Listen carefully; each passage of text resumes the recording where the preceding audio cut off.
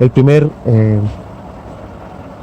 lugar que nos mostraron fue un lugar donde tenían las estacas, estacas de madera dura con un sustrato de acerrín en una caja de plástico. Nos explicaba el maestro que su momento apropiado para hacerlo es en invierno y están en periodo de reposo. Se utiliza un sellador llamado Arbolsan que sella los cortes para no ser infectados o ser portador de alguna plaga. Después nos dirigió a su sistema de riego y captación de agua, donde se tiene un sistema de captación de riego de agua por gravedad que viene de un manantial que está cerca del lugar. Lo recolectan en unas cisternas de agua, comúnmente les llamamos rotoplas.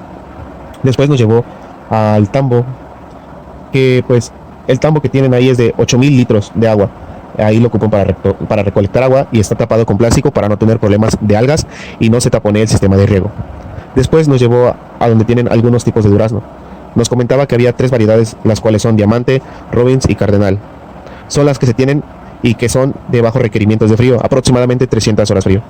Después nos llevó a donde estaban las fresas en un acolchado. Las fresas son totalmente orgánicas y se tienen 2 tipos de fresas, las cuales son Festival y Sayulitas, y están en un trazo de 3 bolillos en acolchado. Se establecieron el 1 de diciembre. Los procesos que se le dio a las Sayulitas es quitar todos los frutos y flores y después de 2 meses y medio se dejan y empieza a crecer, a desarrollarse para dar unos frutos más grandes que son aquenios y tienen menos protección a la hora de transportar, ya que los aquenios son profundos. Algunas plagas y enfermedades que se presentan son ácaros rojos, pestalotita y antratritis. Para la nutrición básica que los maestros les daban a las fresas son las compostas, y cada mes nos explicaban que se hace una aplicación de abonos líquidos, de estiércol, y a veces se aplica microrrizas y caldo mineral. Nos comentaba que se aplicaba 100 centímetros de espesor de composta en toda la cama. Después nos llevó al lugar donde tenía algunas lechugas, que también están en algunos acolchados, los cuales mantienen la humedad y la lechuga se está dejando para recolección de semilla. También tenían cebolla y nos comentaban que tenían 2 tipos de cebolla. Una era la carta blanca y la 2 era la morada, que se llama matajari. Nos comentaban que había 2 formas de cultivar, una sin acolchado y otra con acolchado. La mejor forma, claro, fue el acolchado, ya que el acolchado no dejó crecer hierbas y mantuvo la humedad dentro del acolchado, que es las características principales. Después nos llevó al macrotúnel. En el macrotúnel se encuentran varias variedades como son fresa, jitomate, papaya y lechuga. Nos comentaba que en alguna ocasión la enfermedad atacó al jitomate, la cual era tizotémprano. Nos comentaba que aplicó caldo bordelés, que aplicó 10 mililitros por litro de agua. También aplicó caldo sulfocálcico y azufre, jadán. Gracias a estas aplicaciones orgánicas ya están recuperándose.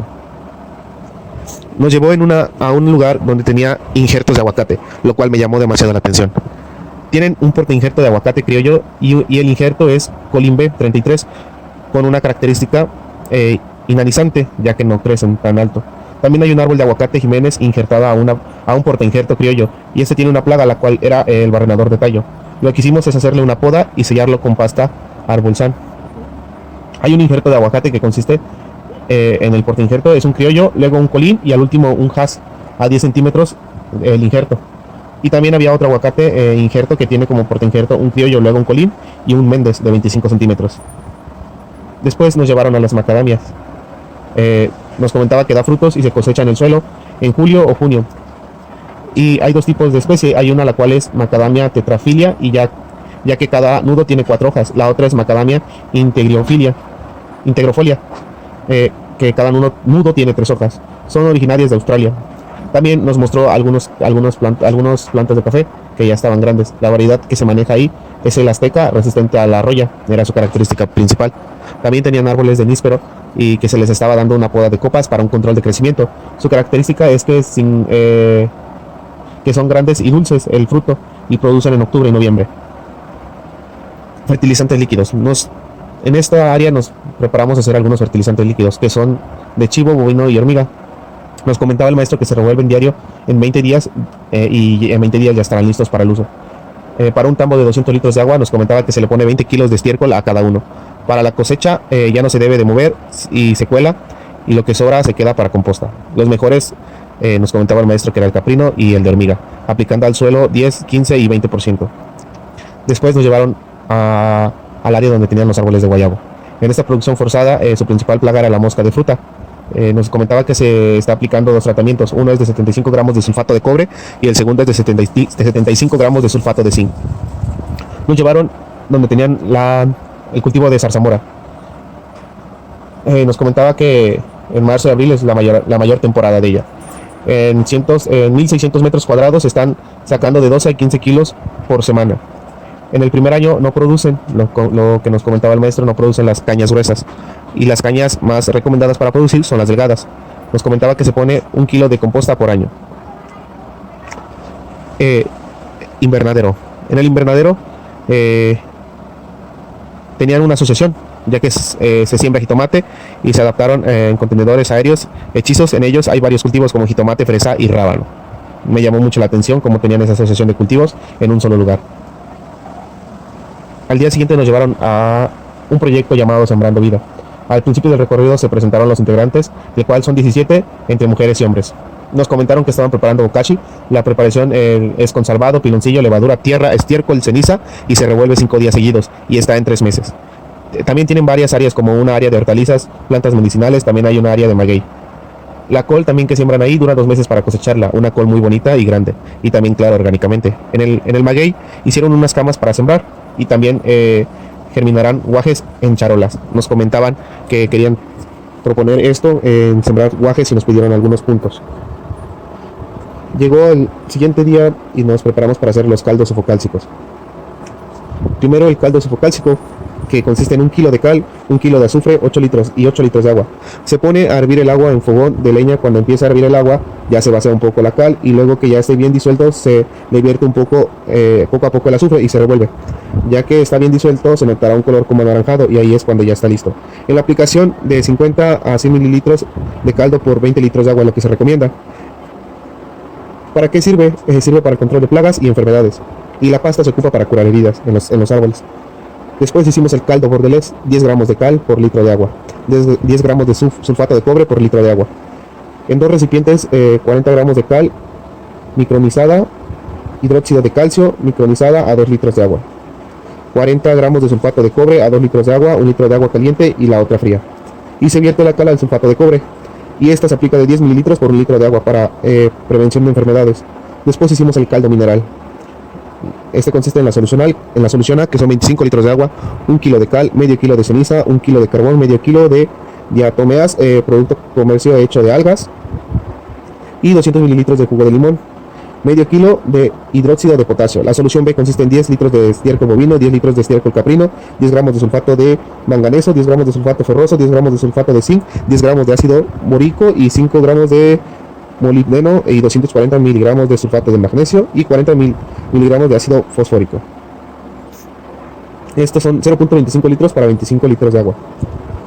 Después nos enseñó los microorganismos de montaña que iban a ir también en la misma preparación, que son 1 litro de melaza en 4 litros de agua, 1 litro de melaza en 6 litros de agua y 30 kilos de hojarasca. Esto se aplica a los 4 litros de disueltos y se mezcla. Luego se echa en un tambo sellado y apelmaza para sacar el aire. Se deja 3 meses después. Se toma 1 kilo y en una servilleta se mete en la melaza líquida y se tapa. Y esto se aplica en 200 mililitros en 20 litros de agua. También hicimos el azufre Jadán. El azufre Jadán lleva 1 kilo, 340 gramos, 1.700 litros de agua de sal, 1.700 litros de agua de lluvia, 1 kilo, 340 gramos de hidróxido de potasio, 1 kilo, 700 gramos de azufre y 1 kilo de diatomea.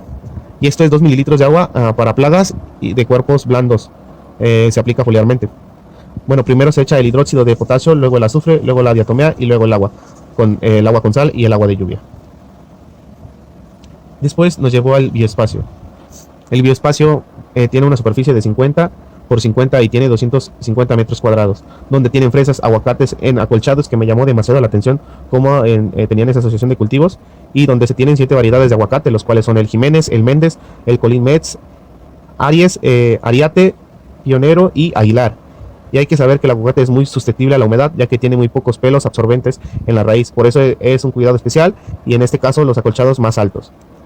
Y ya que no hay insectos polinizadores, ya que están en un bioespacio cerrado, se optó por comprar una colmena de abejorros que costó 3,000 pesos, que tiene una duración de 12 semanas.